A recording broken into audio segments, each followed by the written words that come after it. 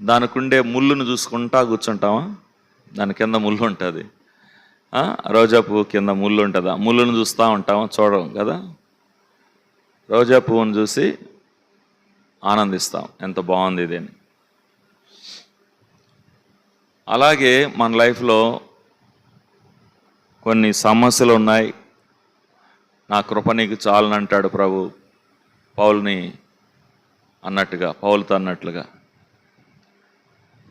వాటన్నిటిని పక్కన పెట్టి దేవుడు చేసిన మేలన్నిటిని బట్టి మనం ఆరాధించాలి.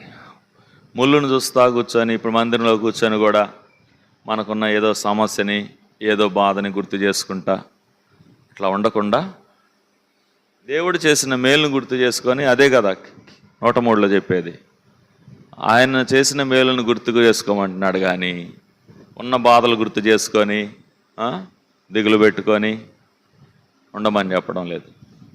మనకి పెద్ద పోరాటం ఇది కదా.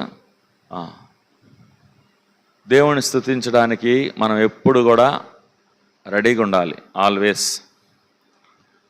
ఈ దినం కూడా నీకు నాకు ఎన్నో సమస్యలు ఉన్నాయి. వాటిని పక్కన పెట్టి మనం ఏం చేయాలి?